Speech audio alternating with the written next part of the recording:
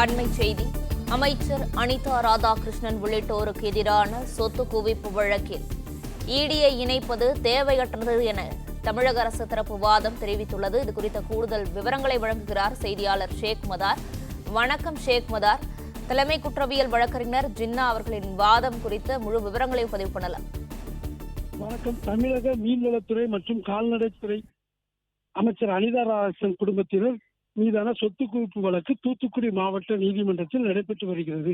இந்த நிலையில் வழக்கு விசாரணைக்காக தூத்துக்குடி மாவட்ட நீதிமன்றத்தில் இன்று விசாரணைக்கு வந்த அனிதா ராதாகிருஷ்ணன் மகன்கள் ஆனந்த் பத்மநாதன், ஆனந்த் ராமகிருஷ்ணன், ஆனந்த் மகேஸ்வரன் மற்றும் அவர் தம்பிகள் சண்முகநாதன், சிவநாதன் உள்ளிட்ட 5 பேர் ஆஜரானார். இந்த வழக்கை மாவட்ட நீதிபதி ஐயப்பன் விசாரணை நடத்தி இந்த வழக்கை வரும் 26ஆம் தேதி ஒத்திவைத்தார். இந்த நிலையில் இந்த வழக்கில் தொடர்ந்து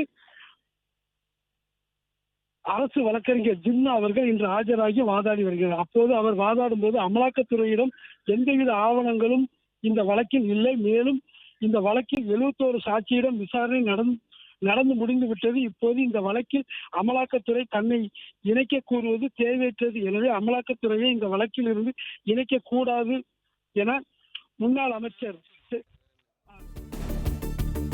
விவரங்களுக்கு நன்றி ஷேக் மதார்.